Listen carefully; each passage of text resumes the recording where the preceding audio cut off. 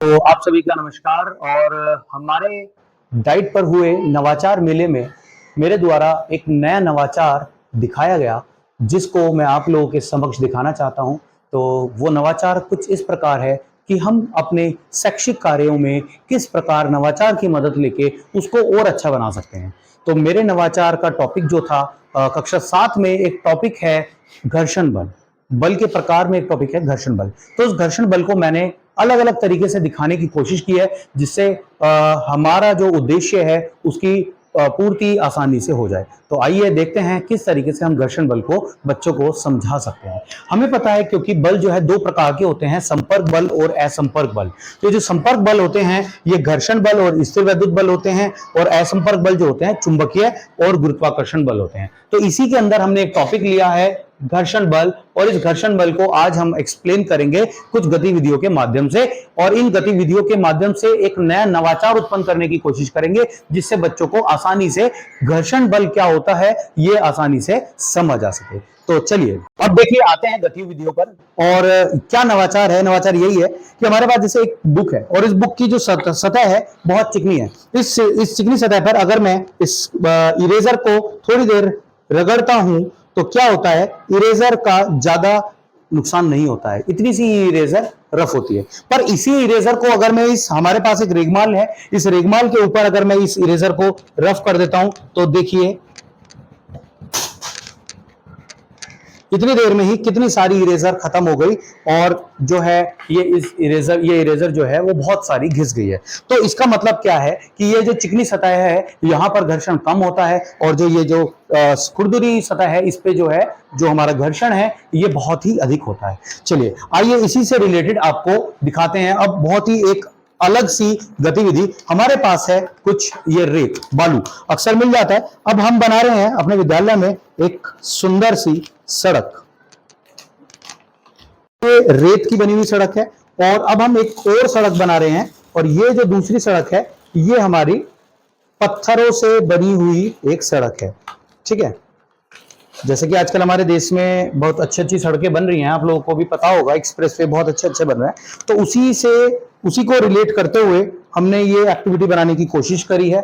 देखिए हमारे पास एक बच्चों की ये टॉय कार है। अब इस टॉय कार को मैं 3 जगह मूव कराऊंगा। सबसे पहले मैं मूव कराता हूं इस रेतीली सड़क पर, और रेतीली सड़क पे जैसे मैं इसको मूव कराता हूं तो देखिए ये थोड़ी सी दूर जाते ही रुक जाती है, थोड़ी सी दूर जाते ही ये एकदम से रुक जाती है। ठीक है, अब मैं इसी कार को जो है इस पत्थर वाली जो सड़क है इसके ऊपर मूव कराता हूं, तो ये देखिए ये भी थोड़ी सी दूर जाके रुक जाती है, यानी कि, और अब अगर मैं बीच में जो स्पेस है, खाली स्पेस, यानी कि जो बिल्कुल नितिन गडकरी जी वाली सड़कें हैं आजकल जो है एक्सप्रेसवे है, ये इस सड़क पे दौड़ाई जाए तो ये कार पूरी रोड को पार कर जाती है। इसका मतलब ये है कि यहां पर ये जो रेतीली सड़क है इसके ऊपर घर्षण अधिक है, और ये जो पथरी वाली जो सड़क है इस पे भी घर्षण अधिक है, परंतु ये जो बीच वाली जो सड़क है इस पे घर्षण बल कम होने के कारण ये छोटी सी बच्चों वाली कार इस पूरे के पूरे सरफेस से आगे की तरफ चली जाती है। मेरा एक क्वेश्चन है जी, ये गाड़ियों के टायर गोल क्यों होते हैं?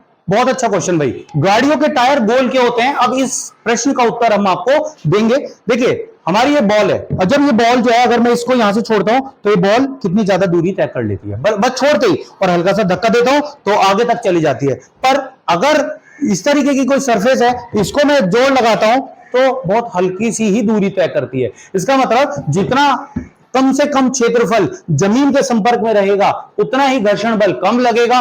ठीक है, और जितना ज्यादा क्षेत्रफल धरती के संपर्क में रहेगा उतना ही ज्यादा जो है हमारा घर्षण बल अधिक लगेगा। इसीलिए आप लोगों ने देखा होगा जब साइकिल के अंदर हवा कम होती है तो हमें अधिक बल लगाना पड़ता है।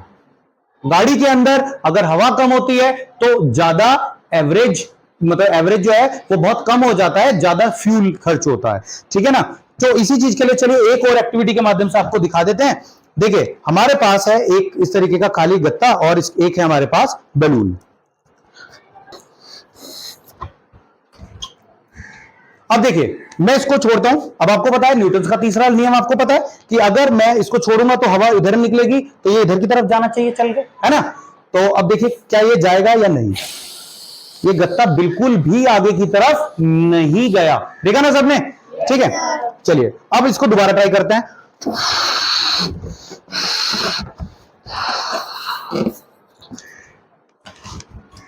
मैं क्या कर लेता हूं, इस गत्ते के नीचे इसका संपर्क क्षेत्रफल कम कर देता हूं और इसके नीचे कुछ रख देता हूं पेन, और अब मैं इसको छोड़ता हूं। अब देखिएगा ये गुब्बारा यहां से शिफ्ट होके यहां चला गया। इसका मतलब क्या हुआ, संपर्क का जो क्षेत्रफल है जब वो कम हो जाता है, संपर्क क्षेत्रफल अगर कम हो जाता है तो क्या होता है, घर्षण की जो वैल्यू होती है, घर्षण का जो मान होता है वो क्या हो जाता है, कम हो जाता है। अगर मैं किसी इंक्लाइंड प्लेन से जो है इस तरीके के सिलेंड्रिकल शेप को गिराता हूं तो क्या होता है, देखिए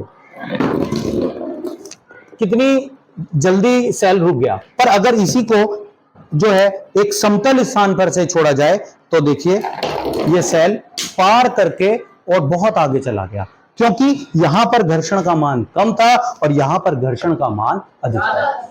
ठीक है, हमारी कुछ गतिविधियां थी जिनके माध्यम से हमने बच्चों को घर्षण के बारे में समझाने का प्रयास किया। उम्मीद करते हैं आपको भी समझ आया होगा। धन्यवाद।